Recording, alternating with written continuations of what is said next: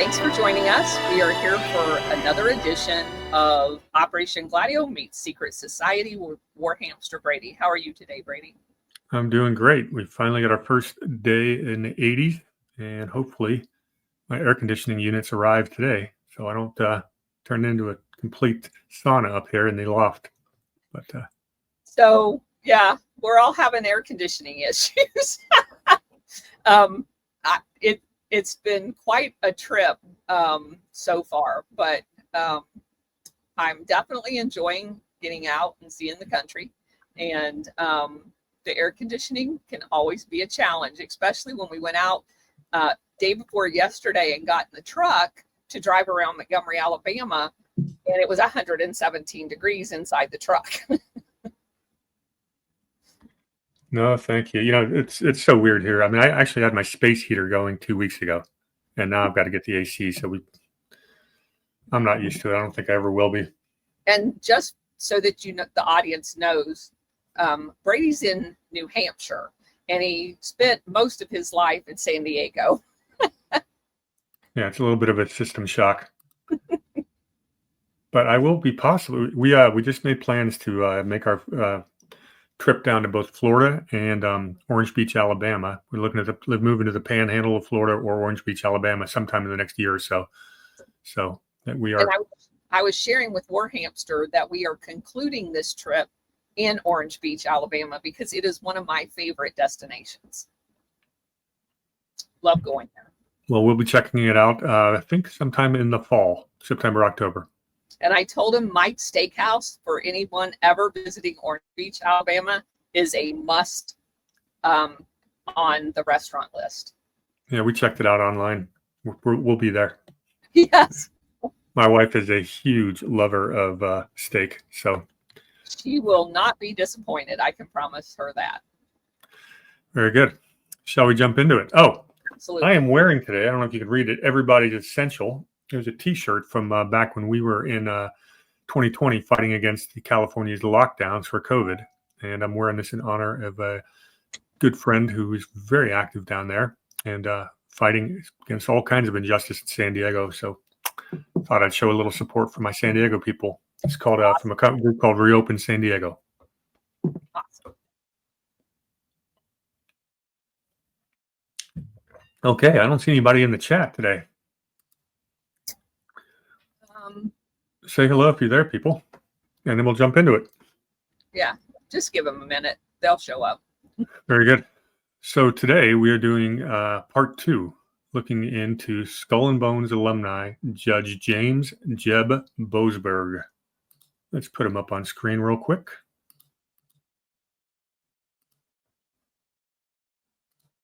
There you are, James. Oh, there's my Swedish Tomei, I guess is how you say his name. Tony, maybe. Yeah, so they're there. Oh, very good. Yeah, I remember Mr. Heghammer.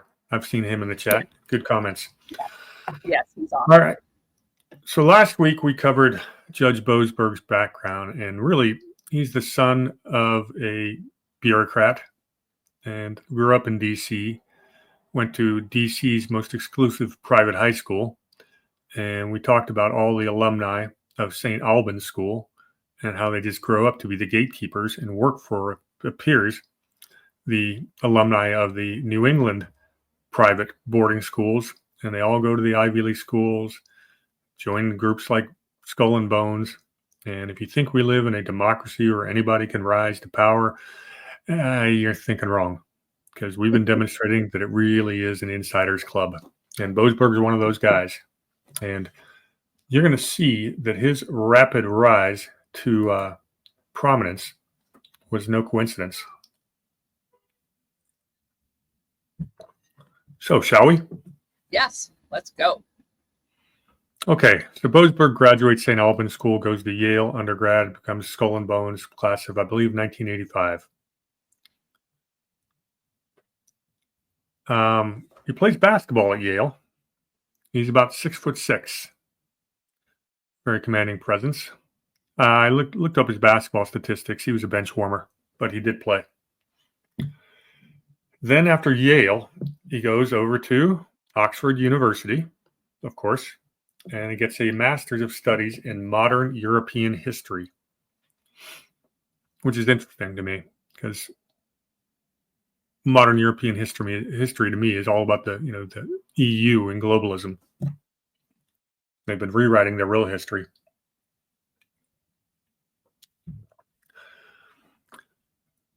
Gets a job, works as a history teacher and a women's basketball coach at a school in New York City known as the Horace Mann School.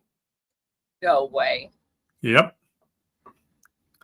For those of you who don't remember, the Horace Mann School is one of those private elite boarding schools we talked about earlier that's got all kinds of interesting alumni. And he that was his job right out of college.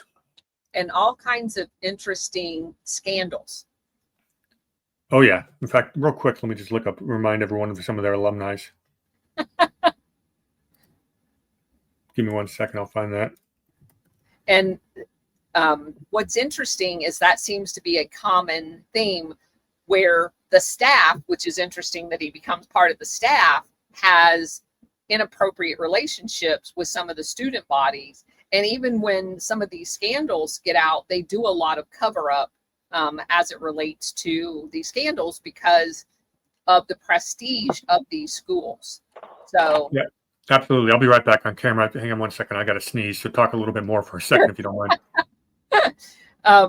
Some of the commonalities, and again, that's why you find people like Jeffrey Epstein associating with these schools. And we remember the whole Donald Barr association, William Barr's father with Jeffrey Epstein. And so all of this ties into what we're living today, obviously, with this gentleman as well. Yeah, and as a reminder, some of the Horace Mann alumni we went over. First one, of course, is Bill Barr, the Attorney General, Donald Trump's Attorney General. Speaking of which. We got the Blinkens. Who else do we have on there? Ray Cohn went there. A guy got the name of Danzig, who was a advisor to the Rockefellers. A few other big ones here. Just going down the list real quick. I'm James Murdoch, son of Rupert Murdoch. Gideon Rose, David Lyle Boren. There's a few other fun ones. It was a great list. Paul Bremer went there. Humphrey Bogart. And there's another big one here I wanted to mention, Tim Draper. Anyway, getting back to Mr. Boasberg. Bear with me 1 second.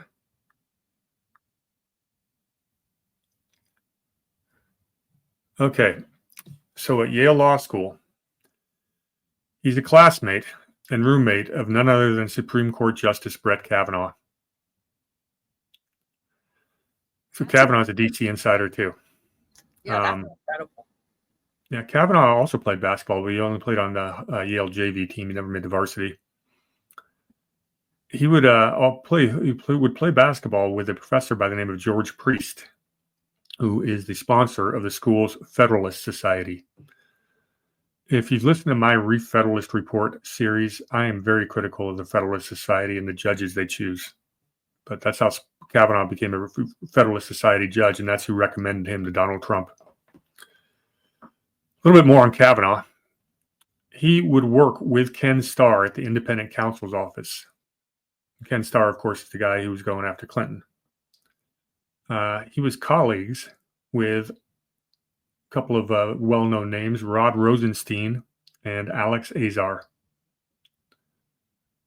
And so just for my audience, remember we did the whole expose of CV Star, the Chinese guy that created AIG, and his relationship with Ken Starr. So there's connections here everywhere. Yeah, and what you're going to see is this is DC swamp.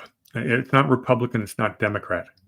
This is these people all come from the bureaucracy. And when we get into Boasberg's rulings, what you're going to see is, some people say he's fair and impartial, and I call BS on that. And others, wrongly say that he's Democrat, favors the Democrats. No, what this guy does is he always protects the establishment. That's going to be the theme for today's show is these are the Praetorian Guard. They protect the establishment. And when you wonder about some of Kavanaugh's rulings, keep that in mind. He's always going to rule to protect the establishment. So Kavanaugh was actually part of the investigation of Vince Foster, and they concluded he committed suicide. I know most people watching this think that's BS. Was that the 2 shotgun shots to the head? I'm one of those that thinks that's BS. Good. I think you're on the same case. I think we're on the same side of that. Yeah. Kavanaugh argued one time before the Supreme Court, and that's when he asked the court to disregard attorney-client privilege in the Vince Foster case. And we're going to get into attorney-client privilege later on, but there's a connection to that when we get back to Boasberg. Kavanaugh lost that 6-3 in the Supreme Court. Kavanaugh would go on to special counsel investigations from 93 to 99. He's involved in the Iran-Contra, the WedTech Edwin Meese, which was the Attorney General aid to defense contractor for personal gain. Part of the Whitewater investigations of the Clintons, and of course the Mike Espy gifts probe. And that client attorney privilege is what was on display throughout the witch hunt to get Donald Trump, where they kept trying to get the attorneys part of the witnesses as opposed to honoring the client privilege. So these themes, patterns that Warhamster is talking about are literally what we're watching today. Very much so. And a lot of the groundwork for that was set in the 90s. A lot of things changed in this country in the 90s as we switched our foreign policy and moved towards a much bigger government and national security complex. The legal system kept pace, and especially the DC Circuit. And I'll just say right now, the DC Circuit shouldn't even exist. They have jurisdiction over everything that happens in Washington, D.C. All the crimes are committed in D.C., so you're going to put a judiciary in there that's going to make sure the players never get punished. Right. D.C. is not a state. It shouldn't have a district, period. And I'm going to make that case all day today. Okay. So this Office of the Independent Counsel actually lapsed in 1999, and it became the Special Counsel's Office. From the Special Counsel's Office, we've had some lovely investigations like Valerie Plame, the Bob Mueller investigation of Trump, Crossfire Hurricane with Durham, and of course the Jack Smith Special Counsel, although he was never legally appointed. That's your Special Counsel's Office. That's something that needs to be addressed. How do we actually hold people in D.C. accountable? Because we don't have a formula for it right now. You charge them in a D.C. court, you get a D.C. jury, 94% of which vote Democrat. There's no formula for justice in Washington, D.C. By design. Yeah. That's why, I don't think people are crazy when they start talking about military tribunals. That may be the only way to get justice on some of these people. And, treason is treason. Kavanaugh would end up joining the Bush team in 2000 to stop the ballot recount in Florida. He also worked on the Enron scandal, and he would go on to clerk for Supreme Court Justice Anthony Kennedy in 93. That's your fast track to really nice judicial appointments as you clerk for a Supreme Court judge. We've seen that over and over again. Right. All right, so back to Boasberg. After law school, he goes and clerks for Dorothy Wright Nelson at the U.S. Ninth Circuit in San Francisco. She's laughing because the Ninth Circuit is almost as bad as the D.C. Circuit. It got a little bit better because Trump, almost half the Ninth Circuit judges are now Trump appointees. So sometimes we get decent rulings out of there now. Prior to that, you're going to get the most wacky left-leaning rulings in history. Nelson, who he clerked for, Dorothy Nelson, was on the faculty at the Gould School of Law. Yes, that's the same Gould family we've talked about in the secret societies previously. Wow. But she's interesting. She's an active member of the Baha'i faith. The Baha'i are kind of a neo semi-Christian / Hindu New Age religion founded in Iran in the 19th century, and their fundamental belief is they're expecting a new prophet to come soon. There was Muhammad as a prophet, Jesus was a prophet. They're expecting a third or fourth prophet. They're kind of out there. That's why you see most of their alumni, if you go look at the Baha'i Faith, almost a ton of them are in Hollywood, just actors, writers. None of them are too prominent, but this is kind of a little whack job of a religion. I haven't gotten too deep in it, but the people who follow it are your Moonies types. So Boasberg goes into the private sector, and he goes and works for a firm called Kecker, Van Nest and Peters in San Francisco. Kecker, Van Nest, and Peters were all Yale Law School grads. They started their own firm. They had some pretty big cases. One of the bigger law firms in San Francisco. They did McKesson Corporation versus the U.S. in a Medicare fraud case. McKesson didn't want to. They were unlawfully billing Medicare and got hit with a lot of money. They were the defense on this. They were one of the lead firms in the Oracle versus Google smartphone trial of the century.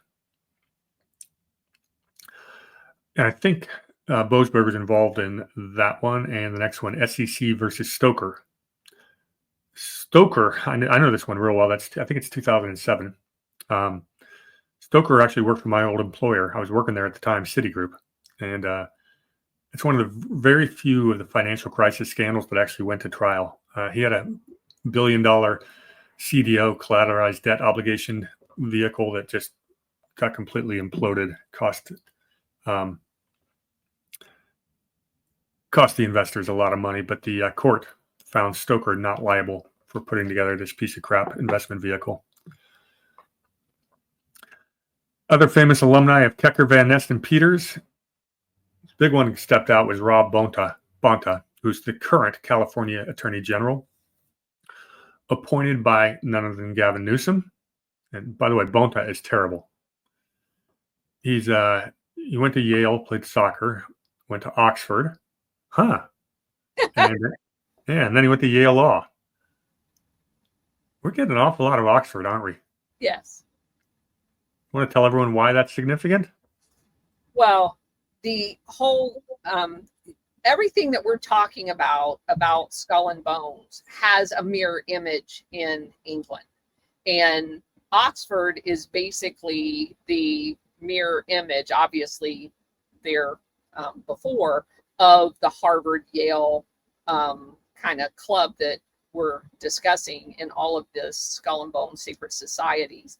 And it appears from my research that Oxford is a breeding ground for the intelligence bridge from the CFR members and the RIII, which is the Royal International Institute, or Institute for International Affairs, which is the counterpart for CFR. And so their members, that where we feed up to the CFR from Skull and Bones and that type of thing, the Oxford feeds into the mirror RIIA. So we're talking about parallel systems here, and we interbreed them by sending them to each other's schools. Yeah, and we'll go into a lot more depth on that when we get into the Fabian Socialists and the Rhodes Scholars, where we will be jumping across the pond to get into that more, but we're setting the stage for that right now because it really does matter.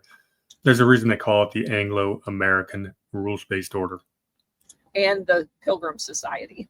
Very much, yeah, that's coming soon. A couple more points on Rob Bonta, because being from California, I know him well. When he was a state assembly member, he got in a little bit of hot water for regularly soliciting donations for his wife's nonprofit. Does that sound familiar? Yes.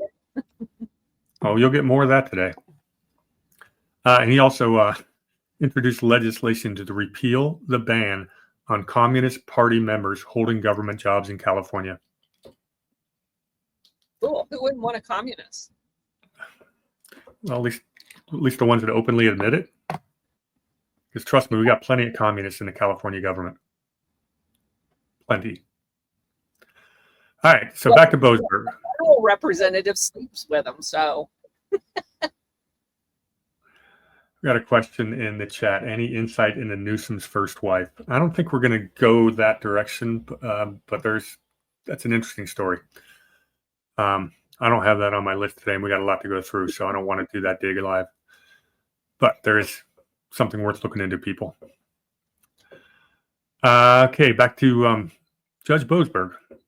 1995, he goes to a Washington, D.C. firm called Kellogg, Hanson, Todd Fiegel, and Frederick. These are all Harvard Law classmates, and they're big telecom litigation specialists. And their most famous alumni is Supreme Court Justice Neil Gorsuch. Now, Neil Gorsuch is one of the better Supreme Court justices we've had, but again, an insider. That's why you're not going to see the Supreme Court touch things like judicial review, which they should. It needs to be overturned. But they won't do that because they're always going to protect precedent, the establishment, etc. Okay, so now it's time for Boasberg to make his rapid rise into the government legal system. And he, in 1996, joins the Office of the U.S. Attorney for Washington, D.C. as a prosecutor specializing in homicides. Really? Does that for, nothing too exciting.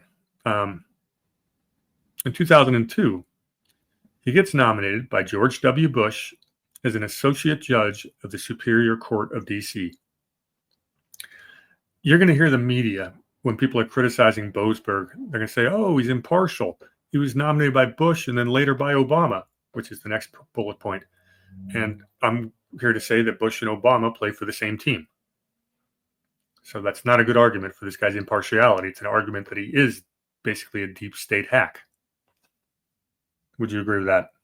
Yes, 100%. Very good. So he serves on the Associate Judge of the Superior Court of D.C., and then Obama in 2010 nominates him to the District Court of D.C., where he sits to this day. Okay, let's go. Oh, here's a really good telltale sign that somebody is part of the swamp. His confirmation hearings, he got confirmed 96-0. Holy moly. That's definitely an indictment. Yeah, when every single Republican and every single Democrat senator votes to nominate you, I've got questions.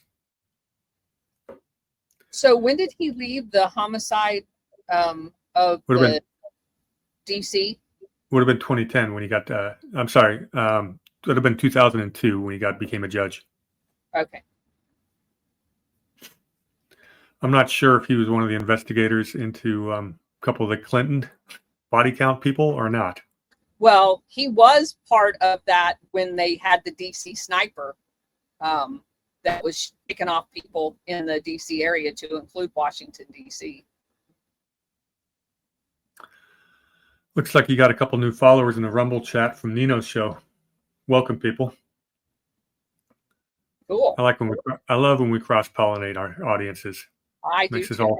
Makes us all collectively smarter. All right. Okay, and he becomes the chief judge of the DC District Court in 2023. And that's important because one of the things we're going to notice, one of the biggest criticisms of Judge James Jeb Boasberg, Skull and Bones alumni, is he somehow miraculously gets himself appointed to every single important case in 2025 that has to do with one of Trump's executive orders. In 2014, Chief Justice John Roberts appoints Boasberg to the FISA court, and he would become the presiding judge in 2020 and 2021. The FISA court is the Foreign Intelligence Surveillance Act. Yes. And it is a way for the FBI and our intelligence agencies to spy on American citizens. They do all kinds of shenanigans to do that. They just have to make up the slightest reason to think a foreigner can be spied upon. And if you are an American who absolutely, they made one phone call to this person, they got like the 3-hop rule, the 2-hop rule, whatever it is. And now they can spy on every single thing you do and probably everyone you call. It is absolutely Orwellian surveillance, and it needs to be banned. Boasberg's on the FISA court, which means, he's basically helped the FBI and the CIA spy on Americans for more than a decade.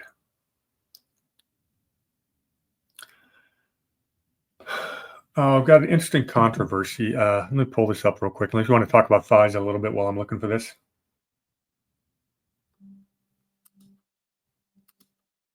So I just pulled up a Just the News article where it talks about Judge James Boasberg, nominated to the U.S. District Court for D.C. by then Barack Obama in 2011, is currently engaged in an all-out legal battle with Trump.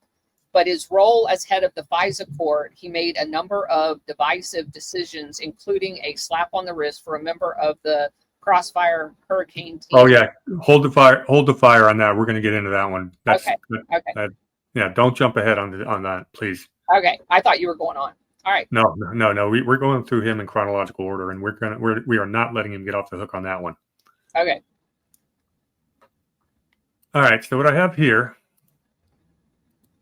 is an article from the judiciary.house.gov. Can you pull that up for me, please? Sure. Judge Boasberg keeps getting assigned Trump cases. Lawmakers want to know why.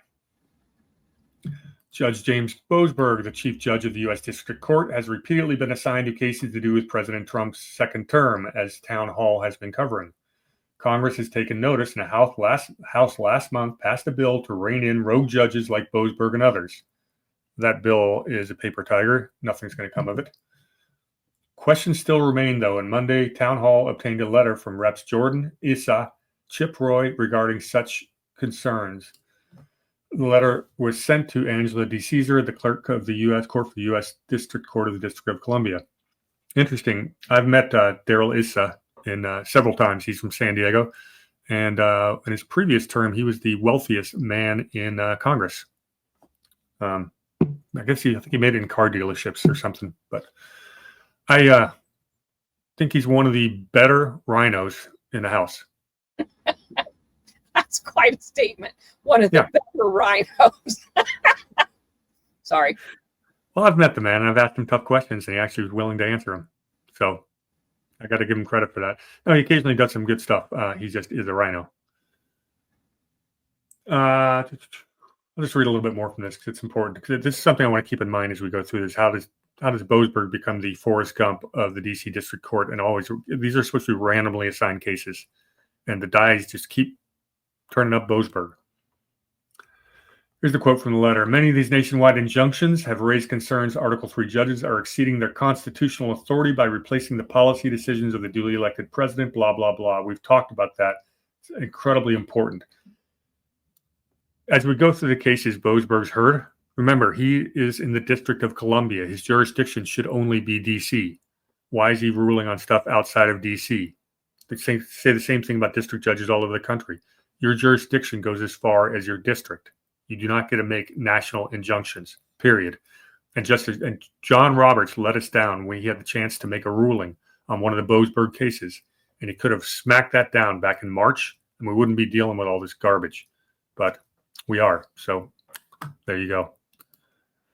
Judicial tyranny is what I'm describing, and it is systemic.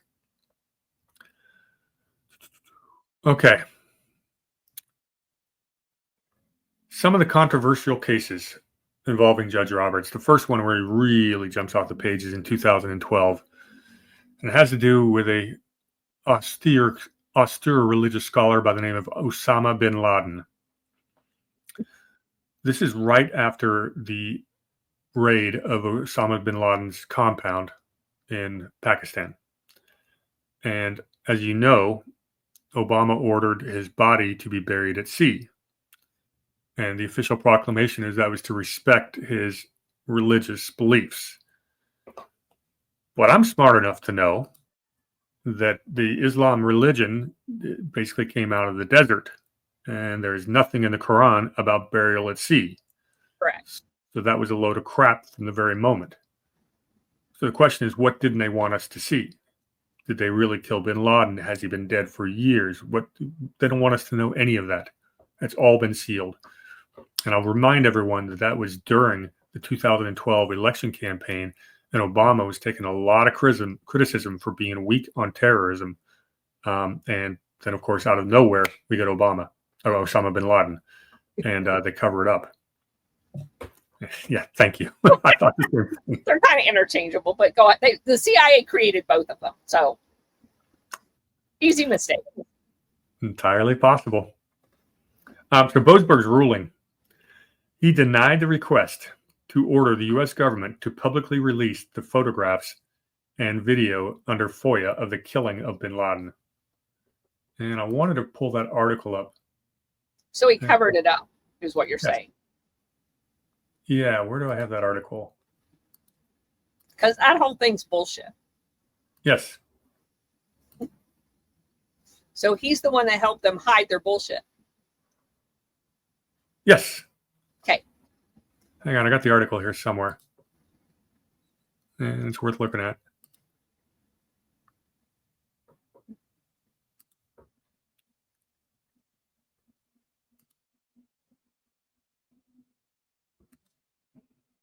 There it is. Okay. I got a lot of screen shares today, so I'm going to be a little slow on it. It's not over here yet. Okay, there it is. Judge denies request for bin Laden death photos and video. A federal judge in Washington, D.C. has denied a request to order the U.S. government to publicly release photographs. He says a picture may be worth 1,000 words, and perhaps moving pictures bear an even higher value, writes in his opinion. Yet in this case, verbal descriptions of the death and burial of Osama bin Laden will have to suffice, for this court will not order the release of anything more. Judicial Watch had sued. Good old Judicial Watch had sued to see all the photos. The existence of photographs of bin Laden's body was confirmed by the Press Secretary Jay Carney and Assistant to the President for Homeland Security and Counterterrorism, John Brennan.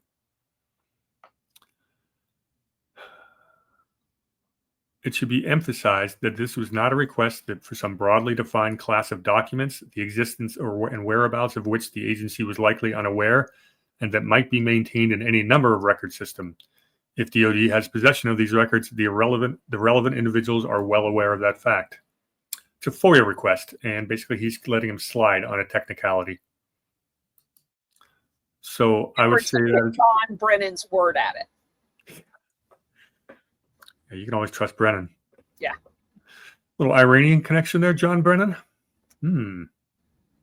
But again, this is Boasberg protecting the establishment. Yes.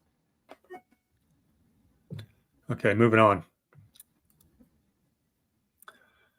He, of course, also gets involved in the 2015 Hillary Clinton email situation. Judicial Watch had sued John Kerry, Secretary of State, in May 2015 for failure to take action on a letter, basically demanding the letter notified him of the unlawful removal of the Clinton emails. Hillary and her top aides were using non-government emails to conduct official business. There were 31,000 emails, and Boasberg ruled that 15,000 of them could be released, which is interesting, because I'm sure the State Department and Clinton lawyers didn't cover up anything.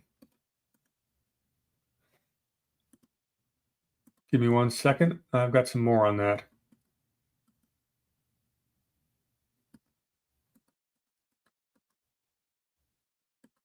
And these are the same emails that were then duplicated onto Uma Abedin's husband's laptop.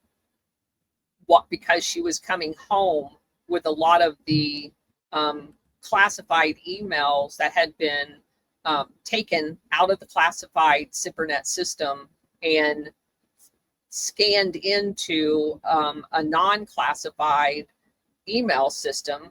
And her phone was syncing with her home laptop. And that's why the Anthony Weiner laptop was so big of a deal.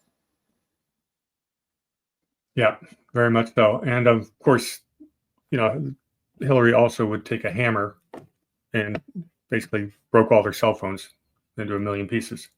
And after of course, that was bleached them. Like what? Wiped with the cloth? Yes, like that. Yeah. Well, no obstruction of justice there. I really want to find this, and I'm not finding it. Okay. Yeah, there's more on this. Give me a second. This is worth finding.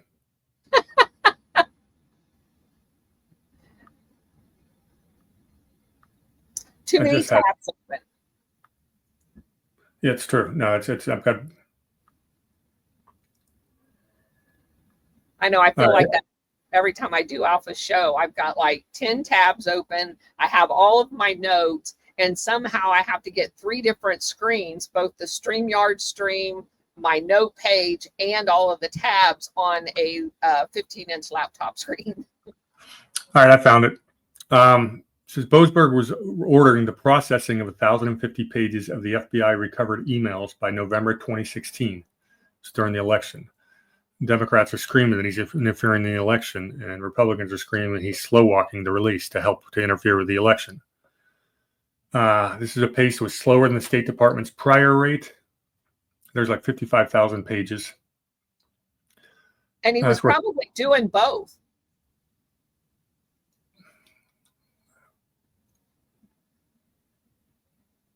Boasberg's quote, he goes, I think we all need to bear in mind the State Department has other duties beyond FOIA requests. Sometimes I wonder if there's anything other than FOIA processing going on at state. Just criticizing governments. It's not like it's a big deal.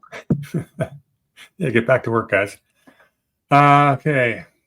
Boasberg limited releases to non-exempt work-related emails to avoid redundant disclosures and protect Clinton's personal privacy, as FOIA exempts purely personal communications. That means the Clinton lawyers got to go through every single thing and determine what gets released and what wasn't. Do you think they were able to whitewash it at all? And of course, that would lead to the infamous James Comey saying speech where he talks about all the crimes that Hillary committed, and then says no reasonable prosecutor would ever bring charges, despite the fact that that's not the FBI's decision. Correct. And that's shortly thereafter, after Bill Clinton's meeting on the tarmac in Arizona with the Attorney General of the United States, Loretta Lynch. Correct. Loretta Lynch didn't want to make the statements, so Comey bit the bullet for all of them.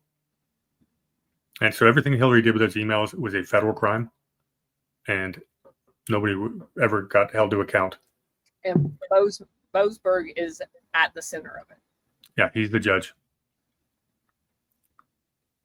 He's the Forrest Gump of the D.C. Circuit. We have a lot of Forrest Gumps in this story.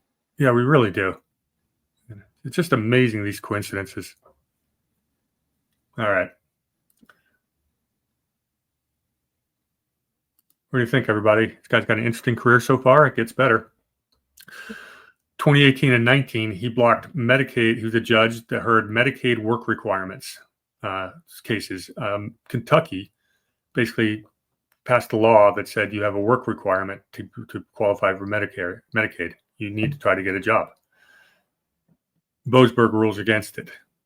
He said that it failed to ensure the program's core objective of providing medical assistance. That's it. Now I got to put my constitutional hat on here.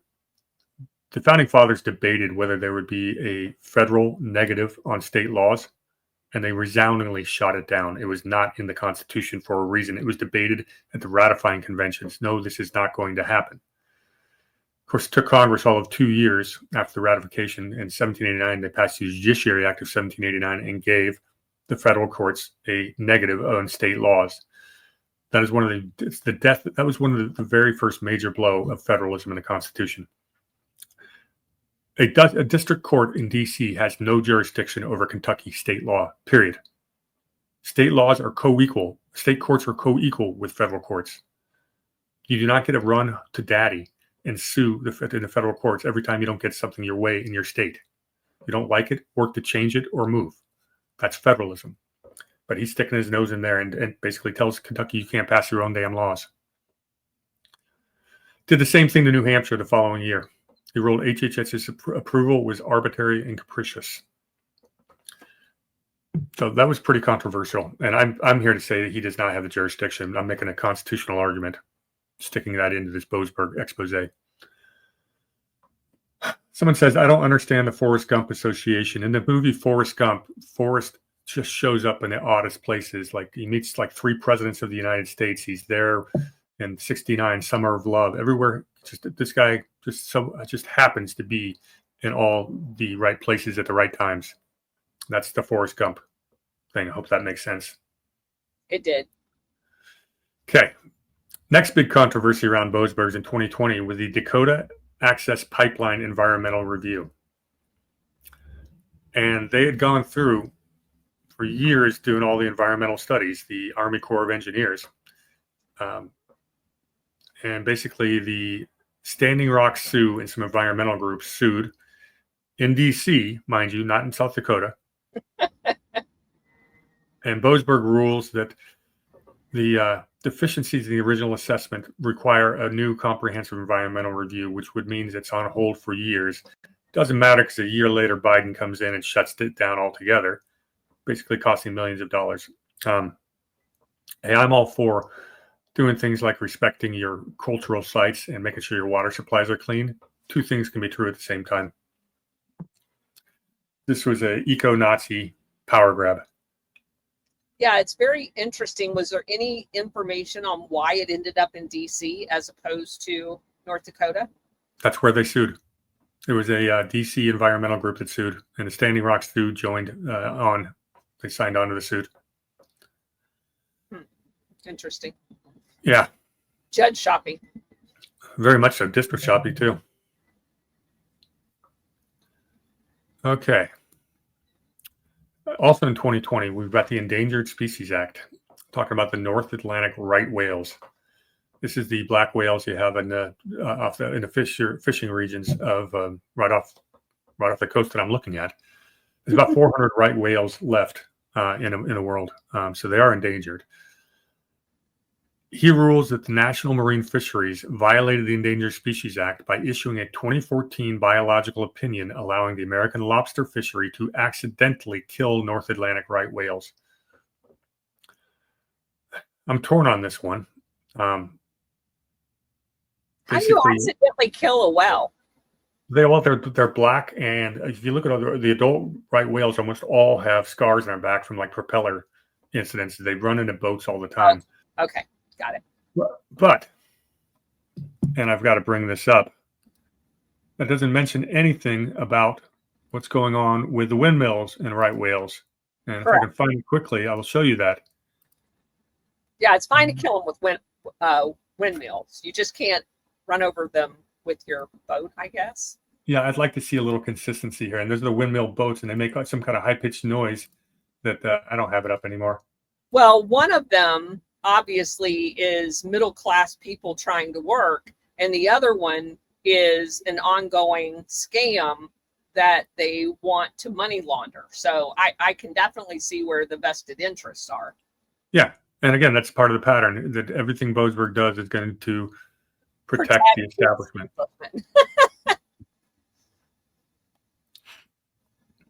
Noticing a pattern yet? Yeah, a little bit. All right. In 2022, he gets involved. He rules in the Stephen Wynn foreign agent case. Stephen Wynn was a Trump backer. And Boasberg, what's that? Wow. Yeah, he actually dismissed the DOJ lawsuit to force Wynn to register as a Chinese foreign agent. And people consider that a pro-Trump ruling. There's more to that than meets the eye. And I would suggest a deeper dive into Stephen Wynn is appropriate. Got it. 2023, Mike Pence, he orders Mike Pence to give testimony in Jack Smith's Trump investigation. And I want to, here are quotes from him from the bench. While he's overseeing the Jack Smith probe into Trump's efforts to overturn the 2020 election, and he orders Pence to testify, he overturns executive privilege claims. Executive privilege is absolute. You don't get to decide. The court doesn't decide what's executive privilege. That's kind of the way that it's been. Well, not if they're co-equal branches. Well, they're not co-equal branches, and I hate that term. Okay. That drives me nuts. And can I make another constitutional point? Sure. The Constitution lists the branches in order of importance. Article 1 talks about the legislative branch, and it's got the most authorities given to it. Article 2 is the executive branch, and it's got fewer authorities given to it. The third and final branch, the least important, was the judicial, and it was argued they may not even need a federal judiciary because state courts can handle almost everything. They are not co-equal. That is a myth that was given to us by the third and least important one. But there's a reason we call Judge Boasberg the most powerful man in America, because they have superseded their constitutional authorities for 200 plus years, and now we're at the pinnacle of judicial tyranny, and something's got to be done. So my apologies for getting on a little bit of a rant when it comes to this stuff, but I think that's why people are here. They want to understand this. I certainly do. You are a constitutional expert, in my opinion. And that's why we're here. Well, thank you. I sometimes, I do the constitutional shows tomorrow, and I sometimes don't want to overlap them too much, but that's a really important point. Yeah. Judicial tyranny is the biggest bee in my bonnet right now. So that's why I enjoyed this research on Boasberg. All right. Let's get into the FISA. Okay. Boasberg's appointed to the FISA court in 2014. Becomes the presiding judge for 2020 to 2021. Inspector General Horowitz issues a report in 2019 about the FISA report. And I'm going to show you that report real quick. I'm not going to read it, but... Yeah, because it's critical. Well, I have read it, and it's 478 pages. So we're not going to do that on this show. But we can look at the statement by Horowitz.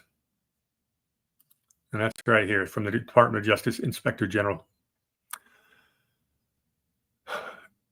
Mr. Chairman, Senator Peters, members of the committee, thank you for inviting me, blah, blah, blah. In July 2016, let me blow this up so people can actually read it. 3 weeks after then, Director James Comey announced the conclusion of the Federal Bureau of Investigation's mid-year exam. That was the Hillary Clinton investigation. The FBI received reporting from a friendly foreign government that in May 2016, meeting with the foreign friendly government, Trump campaign foreign policy advisor George Papadopoulos suggested the Trump team had received some kind of suggestion from Russia that it could assist in the election process with the anonymous release of information during the campaign that would be damaging to candidate Clinton and President Obama. Which is bullshit, as we know now, and we knew then, some of us, because the entire Russia thing was dreamed up by the Clinton campaign. And that was the Australian downer guy. Exactly. Yeah. My favorite fun fact about that is it's the exact same playbook that the people that were involved in not CrowdStrike, forget the name of the firm that was appointed to distribute the Steele dossier. They had written an article back in 2008 to use the exact same strategy on John McCain, and Bush decided not to let them do it. So this was a plot. I'm not going to go through this whole letter because it's pretty long, but you have all the names like Bill Priestap to open Crossfire Hurricane. Every single one of these people is committing treason. And of course, Boasberg has to be involved, right? Has to be. So the Horowitz report reveals 17 significant inaccuracies and omissions. One is the failure to disclose that Carter Page's prior CIA contacts. Page had reported his Russian meetings to the CIA, and they kept it. They didn't report that to the FISA court. They lied to the court to get these FISA warrants. Yeah, let me just clarify that.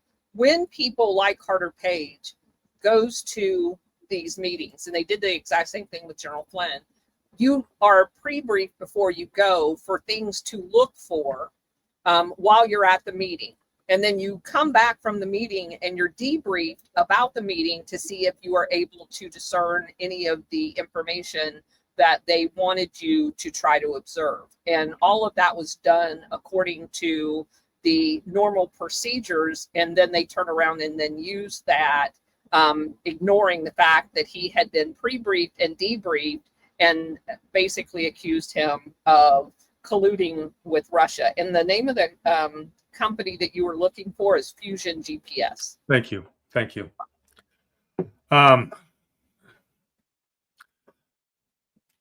Question in the chat. Perkins Coie, yeah, that's the law firm that dreamed it up. That put all of this into motion. They're the ones who hired Fusion GPS on behalf of the Clinton Foundation. Perkins Coie also went around the country suing states to change their voter laws to allow mail-in votes in 2020, coincidentally. Nothing to see here.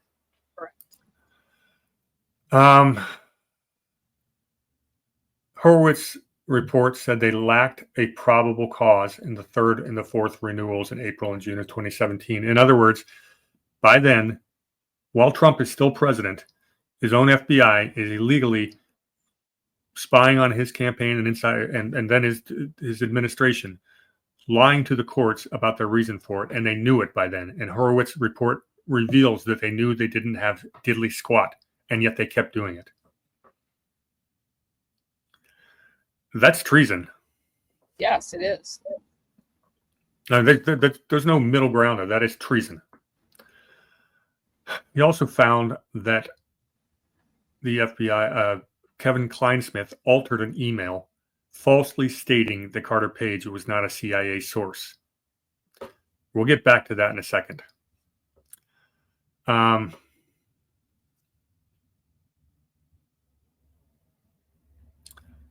So Judge Boasberg, who's the chief FISA judge, orders, as a result of January 2020, because he's so bipartisan and only cares about justice, he acknowledges there was no pretext for the third or fourth FISA ruling. But there's not going to be any consequences. Hear that motorcycle go by?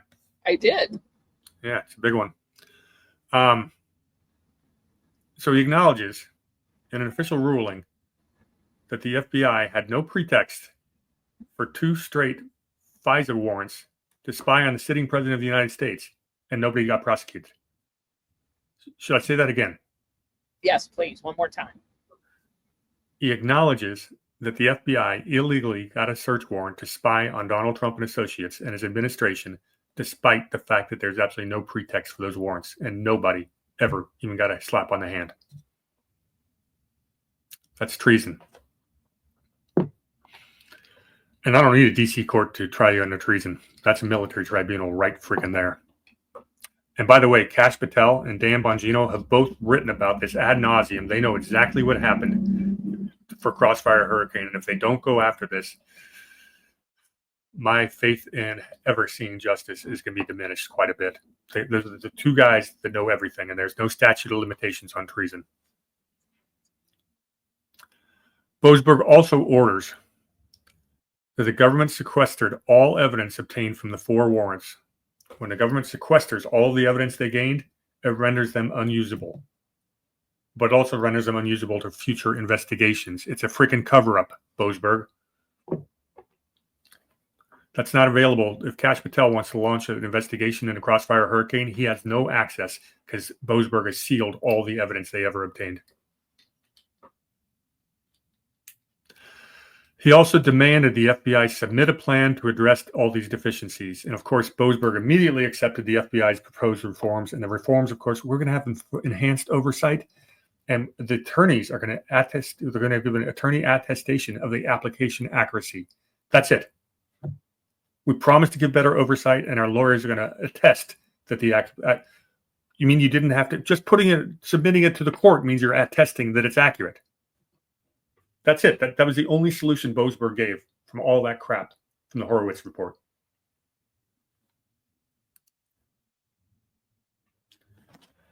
Pretty pathetic, right? Yes. Yeah. Well, I was pissed at the time, and I'm still ticked off.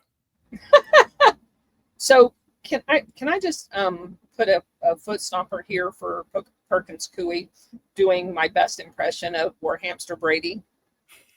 Go for it. At some of their alumni, you have Weaver, who Salesforce.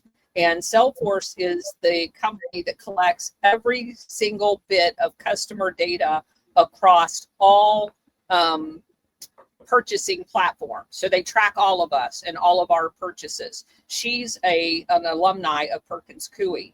And tell me if this establishes a pattern. Cyrus Habib was the Lieutenant Governor of Washington State. The former Attorney General of Washington State, Rob McKenna, Ninth Circuit Court, Margaret McCowan, Ronald Gould, Ninth Circuit Court, Eric Miller, Ninth Circuit Court, Tiffany Cunningham, Federal Court of Appeals, Chris Garrett, Oregon Supreme Court, Dan Sullivan. Dan Sullivan is a Perkins Coie alumni. Do you know who Dan Sullivan is? He's the guy that replaced John McCain in charge of the National Endowment for Democracy, IRI, that funds coups around the world. An alumni of Perkins Coie. For those who don't know, Perkins Coie is headquartered in Seattle, Washington. That's why you're getting such a big Pacific Northwest flavor here. Yeah. And all of those things are corrupted. So go ahead. Just wanted to put that out there. No, that's good. There was a Perkins Coie office on the building next to mine in San Diego when I had my my own advisory firm. So when you drive by on I-5, you can see Perkins Coie every single day, just south of Del Mar. It's right there overlooking the freeway. Crazy. And a buddy of mine's nephew graduated law school and got a job at Perkins Coie working on the patents division. And that's what you see with these big law firms. They've got so many different divisions. You know, just because you work for Perkins Coie doesn't mean you're in on the cloak and dagger stuff.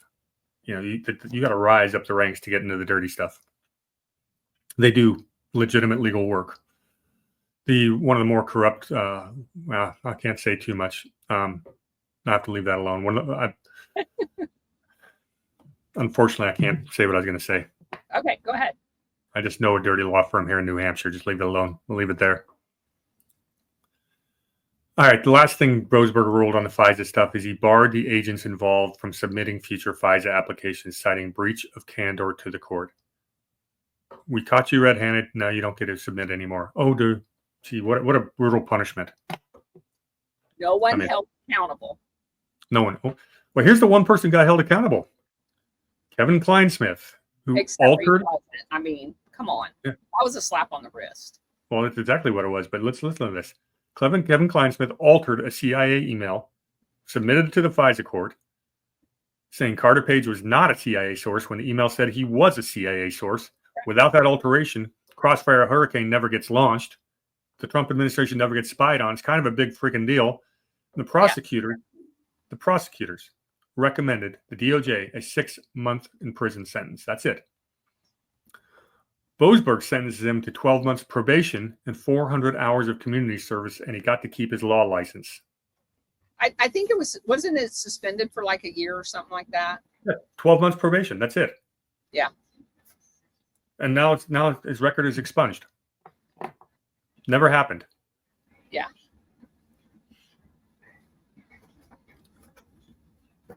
Crazy. Another interesting thing about the FISA court, a little bit of conflict with Boasberg, was Mary McCord. She was the former Hillary Clinton National Security Advisor. She was the acting DOJ National Security Director head in 2016. She has a conflict of interest from that position because she was involved in getting Crossfire Hurricane. Boasberg lets her be the one to oversee the FISA reforms. Which means there weren't. Yeah, well, exactly. We just described that. But there's a lot of people up in arms saying Boasberg appointed her, and that's not the case. She was actually assigned by statute because of where she was. She advised the FISA court as an amicus curiae. The point being, she should not have even been there because she had a conflict of interest because she was involved at the National Security Division when they launched Crossfire Hurricane, and when the FISA court crimes were committed, she was involved and knew about them. She should have had to recuse, and Boasberg didn't let her get away with not doing so. This Boasberg doesn't really understand the concept of recusal, as we're going to see in a little bit. So let's talk about January 6th. he heard a lot of the J6 cases and was actually gave out lesser sentences, more lenient sentences than a lot of the other DC judges. Proud Boy member Mark Brew in court calls him a clown and a fraud and only got 6 years. Boasberg gave him 6 years. Some of the other judges may have given him more. He oversaw, of course, the Ray Epps case, because why wouldn't he? Forrest Gump. In that case, Boasberg is quoted as calling January 6th an insurrection. And as you and I both know, it was nothing of the sort. And no charges for insurrection. No, not one. The judge calls an insurrection, but nobody's ever charged with that. He also, in the Ray Epps trial, said it was not instigated by Antifa or the FBI. So how can you have a judge that does not have a realistic version of events ruling on your case? On my channel, I have had a J6 prisoner, Brian Mock, on a couple of times. Brian's an awesome guy. Got his whole life ruined by just being there peacefully. Did his time in the DC Gulag. He's out now, of course, and he's working to help other J6 prisoners get back on their feet. I've had Brian on my show twice, and I'll have him back again. Brian had Boasberg as a judge, and he told me on my show, he goes, look, the guy was fair. He let me speak. He actually helped me and gave me prompts. He goes, he goes, I was pleasantly surprised at what a fair judge he was regarding that. So I owe it to Brian to convey his thoughts on that. And the fact is, Boasberg was not the worst of the sentencing judges. But the bottom line is he sentenced people for crimes they weren't crimes. So screw that anyway. But he's also, what do you call it when you do it from the bench? He's actually inserting information into a trial that has never been proven. Yeah, litigating from the bench. Yes.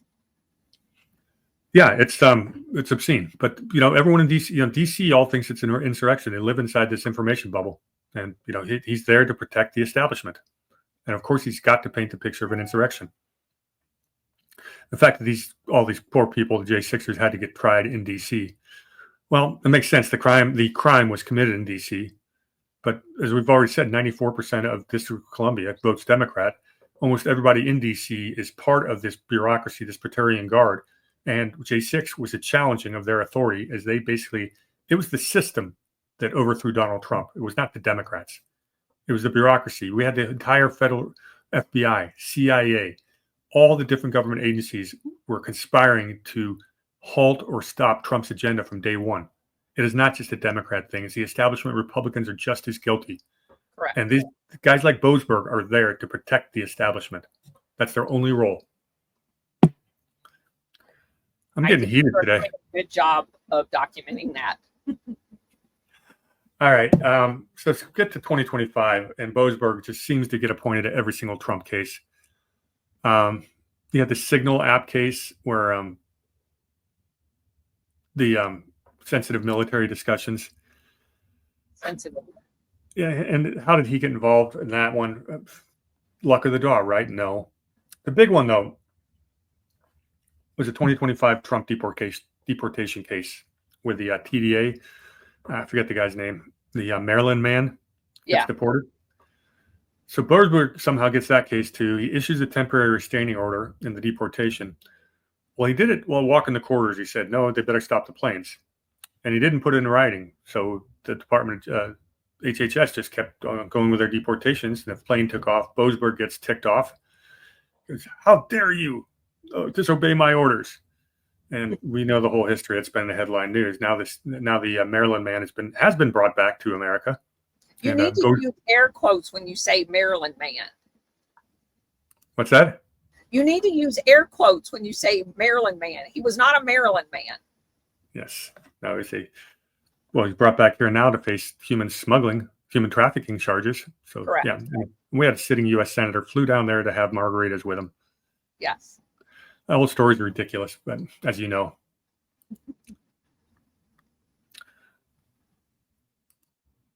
So this chapter is still ongoing, but I wanted to share some really good stuff on him and make sure I've got it. I was going to say, you've already shared quite a bit of good stuff on him. Well, someone else has done some even better digging, and that would be Laura Loomer. So we're just going to go to her Twitter thread on Boasberg. And we'll give credit where credit is due because she did the homework. All right, so Judge Boasberg's brother once said he would never enforce immigration laws, proving the Boasberg family has a history of protecting illegal aliens. Yesterday, Judge Boasberg moved to hold the Trump administration in contempt of court for refusing to halt deportation of flights to violent MS-3 and Tren de Aragua gangbangers. Judge Boasberg's brother, Thomas Boasberg, who is the head of the Singapore American School, something to look into, which is promoted by the U.S. State Department, said he wouldn't enforce immigration laws at Denver schools, where he was superintendent for 10 years before he moved to Singapore to be the head of a school with Chinese immersion program. Interesting China connection again. What was the name of it? Singapore what? The Singapore, I have it. Singapore American School, yeah. Yeah.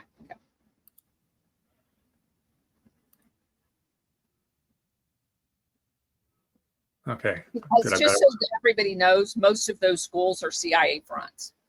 Oh, absolutely. And let's not talk about the child trafficking part of it either, because it's definitely the case. He says, Boasberg said that schools have been viewed as sensitive locations where immigration law will not be enforced, and he hopes that continues to be the case.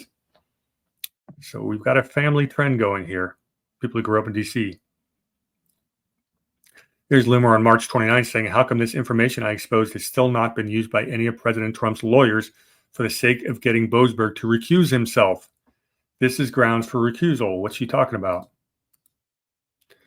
Chief Judge Boasberg blocked the deportation of TDA, blah, blah, blah. I have exclusively covered a massive conflict of interest involving Judge Boasberg, the Chief Judge of the United States District Court of the District of Columbia. The judge has a daughter named Catherine Boasberg. Let me pull her up. Hang on one second.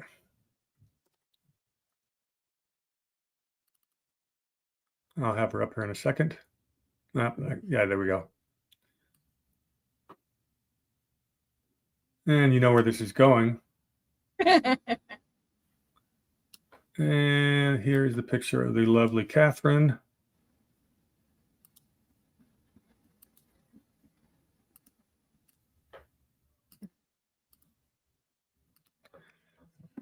The daughter of Obama-appointed judge blocking Trump's deportation works for an NGO defending TDA and MS-13 members. Judge James Boasberg's daughter, Catherine Boasberg, works for Partners for Justice, a pro-illegal immigration NGO that receives over half its funding from USAID and or other government grants. The organization provides legal advice and representation to criminal illegal aliens. Okay. So can I just add something about that school? The CIA got caught trying to recruit Singaporean government officials and were banned from the country. And 2 years later, that school was set up. Just FYI. I knew I'd come across that school before. I was just checking my notes. And see, the James in the chat says, Tom Boasberg has served as superintendent of 4,000 student Singapore American schools since July 2019. Interesting. All right, so more about the Partners for Justice. I decided to have a little fun and take a look at their funding. And we type in here at usaspending.gov, keywords Partners for Justice. They got $1.6 million in obligations from the Superior Court of San Mateo. What the heck? Oh, who issued the grant? The Department of Justice, $1.6 million to this group. We'll tell you more about them in a second. And when did it come? Oh, November of 2024, right after Trump won the election. The Biden DOJ gives Boasberg's daughter's NGO $1.6 million right after he lost the election. Right after he won the election. Yeah, well, I meant after Biden lost. Yeah, Yeah. I'm aware that Trump won in Okay. 2020. Yeah. All right, so okay, let's go back to Miss Loomer. Doesn't that blow your socks off? Yes, it does. So Loomer continues. Catherine Boasberg, that's okay. In her position, she helps coordinate and administer grant activities, ensuring compliance and supporting the delivery of capacity building programs to strengthen nonprofit infrastructure. Gobbledygook. Catherine Boasberg has pronouns in her bio. She goes by she, her, proving her affiliation with the left, you think.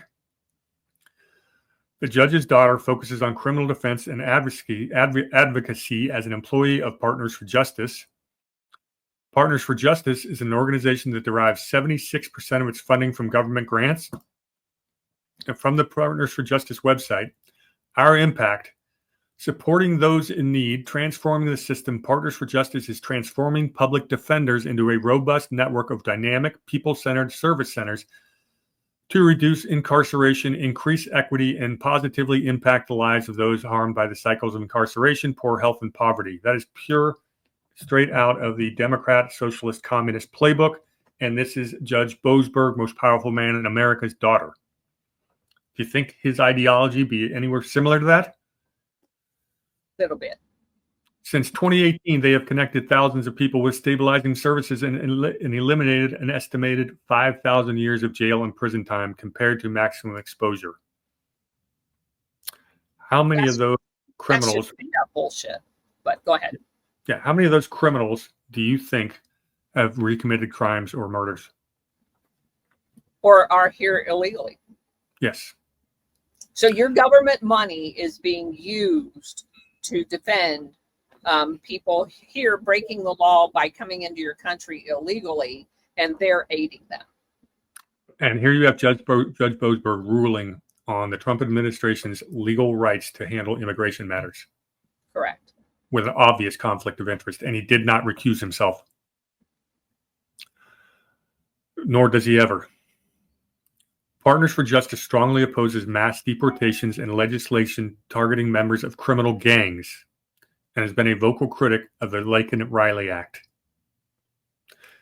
Now, mind you, Trump's handling of the immigration is like an 80-20 issue. Most Democrats support him. You've got to be on the radical left to be on the outside of this, on the wrong side of this argument. Correct.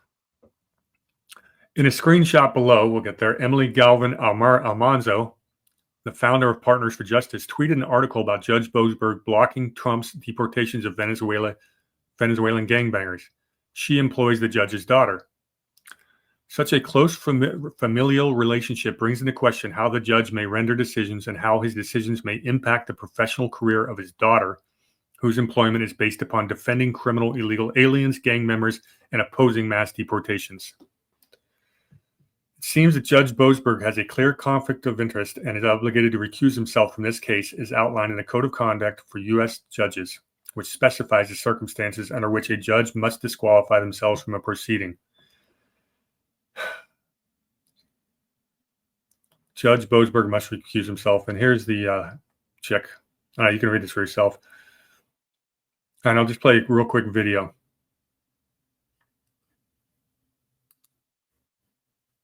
It's your weekly video, and today I'm going to tell you about a legal loophole that lets prosecutors use different rules of evidence in court when they are prosecuting specific, usually Black or brown people.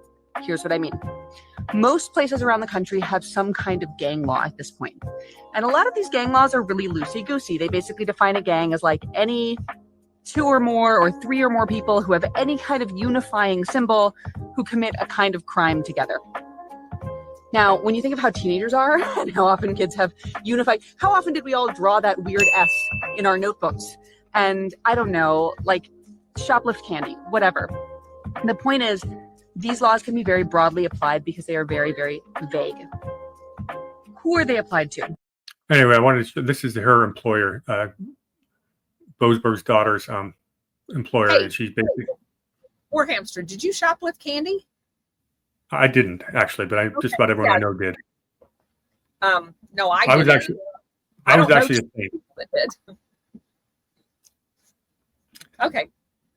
But That's basically the Boasberg conflict of interest. This is one of these radical left organizations, gets funded by the government, and they are 100% that these people are the victims, not the perpetrators.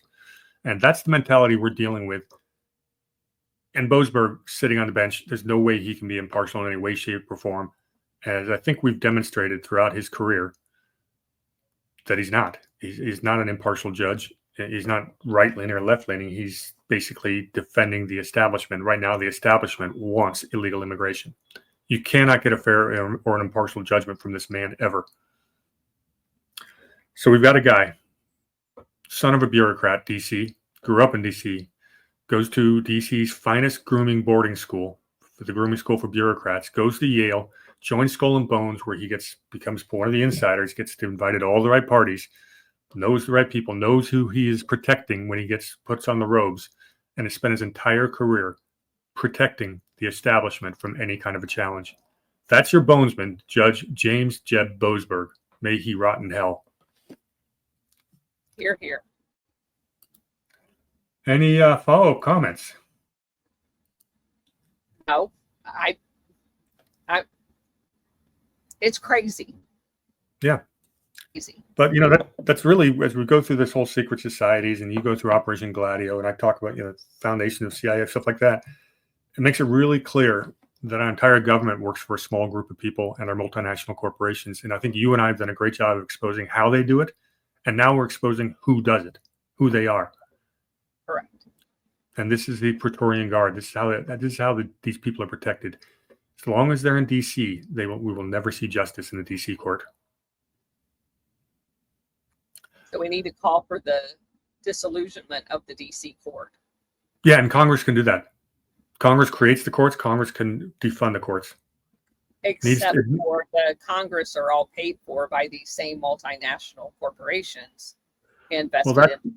That's because just about everyone in Congress was hand-selected by the GOP or the DNC. These are the two national political parties. So you do not get local representation from your state.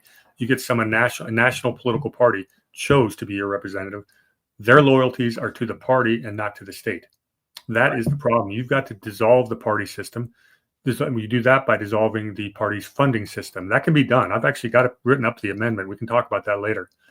How we can defund the political parties. You do that, and the whole thing starts to unravel. But first of all, we need some justice. And it's just not going to happen in Washington, D.C. Not in a million years. I think you've established that fact. Very good. Shall we call it a day? We should. So thanks, everyone, for joining us. Do you have any parting words? Do you have any shows coming up? No, we're still doing there'll be the long series we're in the middle of with what's it called, the Madison's Notes of the Philadelphia Convention. Episodes 1 and 2 are up on my channel. You want to check those out before watching episode 3, which I think we'll have out tomorrow. But beyond that, just getting ready for next week's Secret Societies, and we'll be wrapping up probably the last few Bonesmen next week, and then we'll probably do a summary channel, and then we'll decide where to jump next. Yes. Okay. That sounds good. So I have another show coming up a little later today, and I will put a post out about that. It will be 2:30 Eastern time, and I will resend out the announcement that Keith put out about that for everyone to be able to join us for that podcast as well. So thank you again, everyone, for joining us. And real quick, I wanted to address one comment in chat because it's important. Sure. Gigi Cray asked, is there any truth at all to anything we read in Real Raw News, which is an online news site? The person who writes Real Raw News is a Democrat, and he's got a disclaimer on the page. It says everything I write is satire. He's bragged about writing BS stories because it throws Trump supporters for a loop because believe stuff that isn't true. That's what Real Raw News is. I bring this up, and I think it's important. When I was searching for videos on Pam Bondi and Judge Boasberg, because Bondi's on to Boasberg, she's after him, I found about 7 or 8 videos that sounded like they were telling actual news stories. And at the bottom, if you read the disclaimer, it was purely AI-generated fiction, but you would never know the difference. So I'm telling you, people, you've got to be more careful right now in what you believe than you ever have in your life. You cannot believe something just because you see it on YouTube or read it on Real Raw News or anywhere. double, triple, quadruple check your facts. It's a big deal. You could have fallen for, go do a YouTube search for Pam Bondi, Judge Boasberg. Look at the top videos that come up. They're all fake. They tell us a whole story about how Bondi actually was prosecuting Boasberg. It never happened. It might happen, but it hasn't. They were reporting it as a fact. And this is done by AI, can generate that so quickly. And, tell me, make up a story about Bondi prosecuting Boasberg. Next thing you know, you got a video script and the AI puts it out there.